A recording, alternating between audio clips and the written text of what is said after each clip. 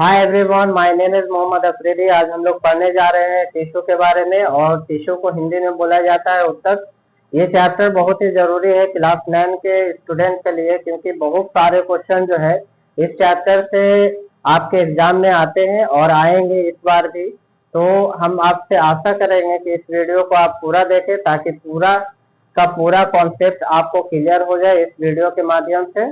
और हर एक टॉपिक पे बहुत ही अच्छे से आपको बताया जाएगा, इसलिए आप इस वीडियो को अच्छे से देखें ताकि आपका कोई भी सवाल नहीं छूट पाए क्लास 9 का, और आप अच्छा नंबर हासिल करें। तो टिश्यू पे बात अगर करते हैं तो सबसे पहले जानेंगे कि टिश्यू को हिंदी में बोला जाता है उत्तक। सबसे बड़ी पहली बात, उत्तक का मतलब ही होता है टिश्यू, याद रखना। और टिश्यू जो होता है बाबू, स्टडी ऑफ टिश्यू को बोला जाता है हिस्टोलॉजी। वैसे तो इसको जानना आपको जरूरत नहीं होता, क्योंकि ये एग्जाम में आने वाला नहीं है आपका। अभी बस इतना जानो कि टिश्यू को हिंदी में बोला जाता है उत्तक। अब बात करेंगे कि टिश्यू होता क्या है।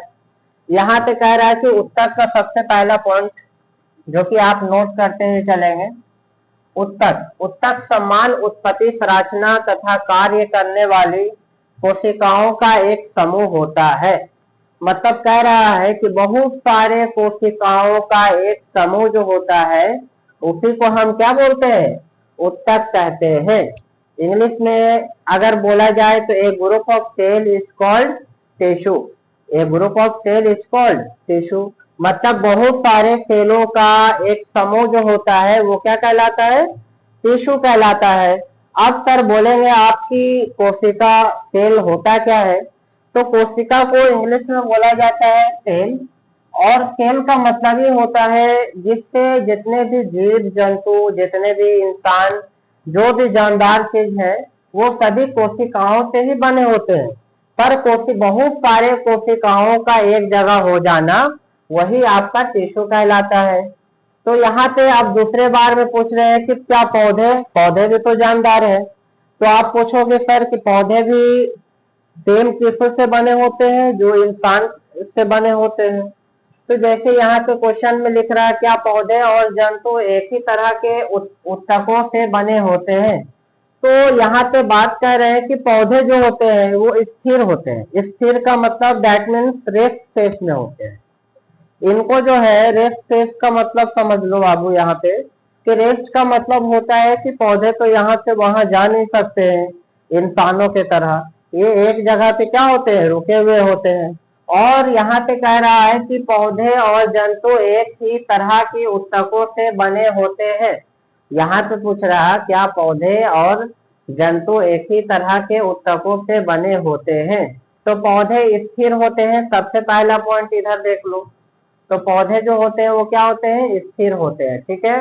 वे गति नहीं करते हैं। हर एक इंसान जैसे एक जगह से दूसरे जगह, दूर दूर जगह चला जाता है, पर कभी ऐसा कभी हुआ है कि पेड़ आज तुम अपने गेट के पास देख रहे हो और कल आप बोल दिए कि चले जाओ, उठ के गेट पे चले जाओ, या फिर उठ के मोहल्ले चले जाओ, या फिर इस घर से उस घर की तरफ चले जाओ। ऐसा पॉसिबल है ही नहीं है, क्योंकि पौधे जो होते हैं वो गति नहीं करते हैं। वे गति नहीं करते हैं, क्योंकि जब गति नहीं करता है तो फिर पौधा अपने से कैसे जाएगा। बस हाँ, ये जान सकते हैं कि वो भी जानदार होते हैं, पर इंसानों के तरह वो गति नहीं करते हैं। उसके बाद यहाँ पे देखेंगे तो वे गति नहीं करते हैं, उनके अधिकांश उत्तक सहारा देने वाले होते हैं। मतलब उनके जो शरीर है, जो टिश्यू है, सारे टिश्यू जो होते हैं उस पेड़ को क्या देने का काम करते हैं, शक्ति देने का काम करते हैं, ताकि आप क्या रहो, स्टैंड रहो, एक जगह पे रुके हुए रहो।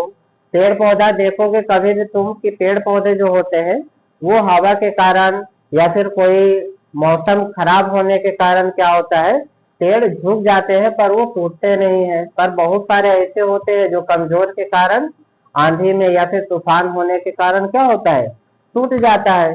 पर यहाँ पे कह रहा है कि उनके जो उत्तक होते हैं वो बहुत ही ज्यादा मजबूत होते हैं, और वह शक्ति देने का काम करते हैं, सहारा देने वाले होते हैं। मतलब सहारा एक तरह से समझो तो उसको मजबूती देने का काम करते हैं उसके ऊतक, तथा पौधों के संरचनात्मक शक्ति प्रदान करते हैं। जो उनका स्ट्रक्चर है दैट मीन्स वही क्या करता है, उसको शक्ति देने का काम करता है, मजबूती देने का काम करता है। फिर कह रहा है कि ऐसे अधिकांश ऊतक मृत होते हैं जो उसको पेड़ों को शक्ति देने का काम करते हैं बाबू, वो जो होते हैं वो आपके मृत ऊतक होते हैं। याद रखिएगा दिमाग में, मृत ऊतक होते हैं। ये मृत ऊतक जीवित ऊतकों के समान ही यांत्रिक शक्ति प्रदान करते हैं तथा उन्हें कम अनुरक्षण की आवश्यकता होती है। मतलब कह रहा है कि शक्ति तो देता है पर उनको कम मेंटेनेंस की जरूरत। तो यहाँ पे देखेंगे कि पादप ऊतक के प्रकार, पादप ऊतक के प्रकार जो होते हैं, अगर तुमसे कोई पूछ ले कि how many types of plant tissue, तो पौधे के ऊतक के बारे में अगर तुमसे कोई पूछे तो तुम डायरेक्टली बोलना कि 2 प्रकार के ऊतक पाए जाते हैं पादप में, पेड़ों में, पौधों में। याद रखिएगा। वृद्धि, पहला जो है ऊतक का नाम है वृद्धि अथवा बीजोतक ऊतक। पौधों में इसका काम क्या होता है तो आगे हम जानेंगे। पौधों में वृद्धि कुछ निश्चित क्षेत्रों में ही होती है। ऐसे क्षेत्रों में बीजोतक पाए जाते हैं। मतलब जहाँ वृद्धि हो रहा है, जहाँ पेड़ जहाँ से बढ़ रहा है, उसकी लंबाई बढ़ रही है, उसकी मोटाई बढ़ रही है, उस जगह पे कौन सा टिश्यू पाए जाते हैं, बीजोतक ऊतक पाए जाते हैं। उसके बाद यहाँ पे कह रहा है कि बीजोतक ऊतक को इनकी उपस्थिति वाले क्षेत्रों के आधार पर इन्हें शीर्षक, कैम्बियम, पसवरी तथा अंत दृष्ट भागों में वर्गीकृत किया जाता है। बीजोतक की कोशिकाएं प्रारंभ में बढ़ती है और परिपक्व होती है। उनके गुणों में धीरे धीरे परिवर्तन क्या होते हैं, परिवर्तन होती है। याद रखिएगा, परिवर्तन होती है। यहाँ पे कह रहा है कि उनके उपस्थित वाले क्षेत्रों पे, मतलब समझ में आया, जहां पे वो मौजूद होते हैं, है ना, पेड़ों में जा करके जहां पे बीजोतक ऊतक मौजूद होता है, उनके जगहों के आधार पर उनका नाम रखा गया। शीर्षक, कैम्बियम, जिसको हम पसवरी कहते हैं, अंतर्दृष्ट भी कहते हैं, भागों में वर्गीकृत किया जाता है। बीजोतक की कोशिकाओं में परम बढ़ती रहती है। मतलब धीरे धीरे क्या होता है, परिवर्तन होते रहते हैं। तो याद रखिएगा, अगर आपसे कोई पूछ ले कि पेड़ों में वृद्धि लाने का कार्य कौन करता है, तो बीजोतक ऊतक। याद रखना, पेड़ को बढ़ाने का राज कौन है, इसके पीछे का राज जो होते हैं उनके टिश्यू होते हैं, जिनका नाम है बीजोतक ऊतक। तो पेड़ों में जो बढ़ावती करता है, लंबाई, मोटाई सब करने का काम करता है पेड़ों में, वो कौन का।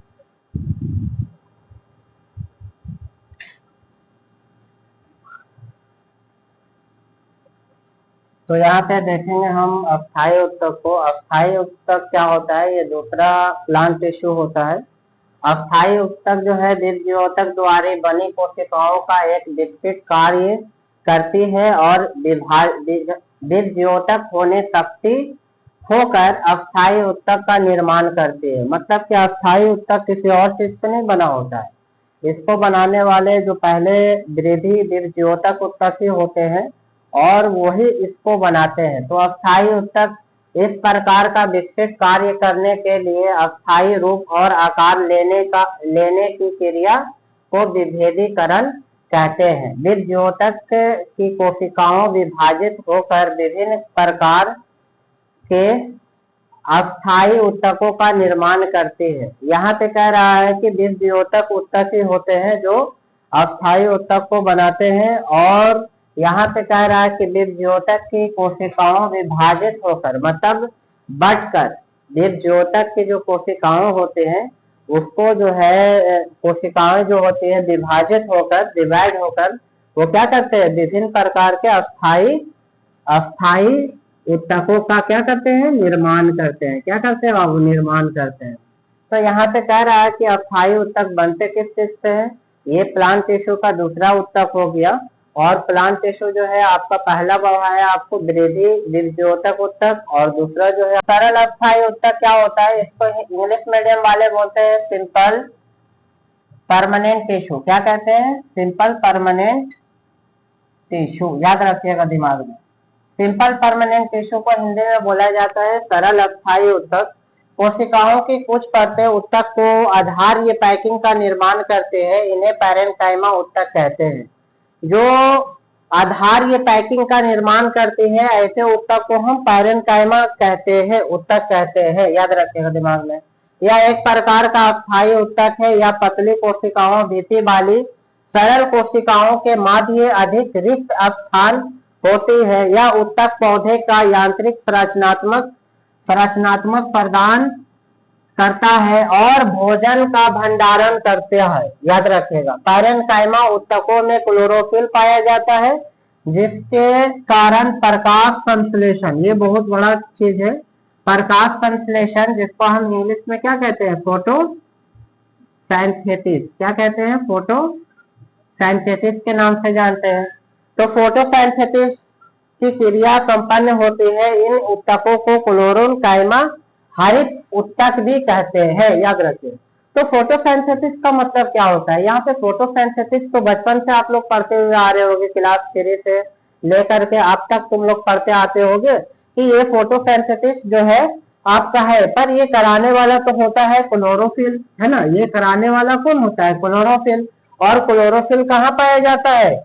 याद रखिएगा, कहाँ पाया जाता है बाबू? तो पैरेन्काइमा ऊतक में क्लोरोफिल पाया जाता है, जिसके कारण क्या होता है? प्रकाश संश्लेषण पेड़ों में होता है और पेड़ क्या करते हैं? खाना बनाना शुरू करते हैं। बात है एपिडर्मिस का। तो एपिडर्मिस जो है वो क्या कहलाता है? कोशिकाओं के सबसे बाहरी परत में मौजूद होते हैं एपिडर्मिस, और ये प्लांट में मौजूद होता है बाबू।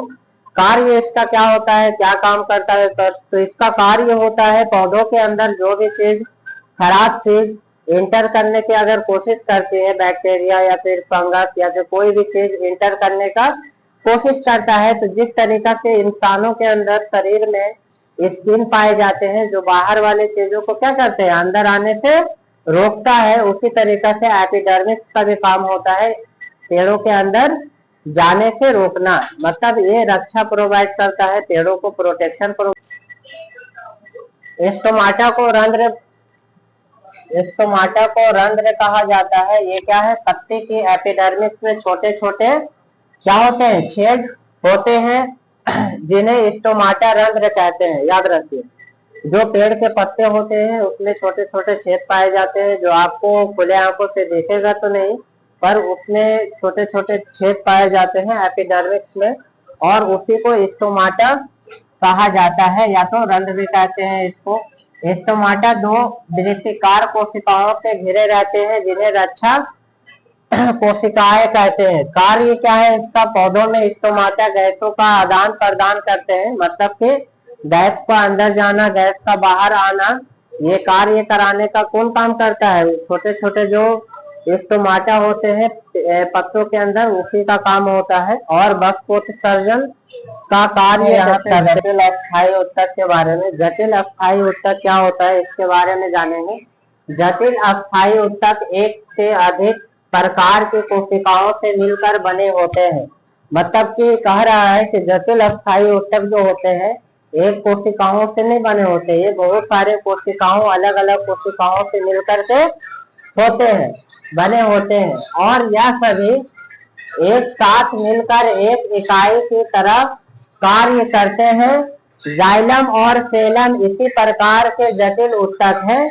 जाइलम तथा फेलम को संवहन ऊतक भी कहते हैं। आपको पता होना चाहिए कि जाइलम और फेलम क्या करता है? ट्रांसपोर्टेशन की तरह कार्य करता है पेड़ों के अंदर में, इसलिए इसको क्या कहा जाता है? संवहन ऊतक भी कहते हैं। आपको अगर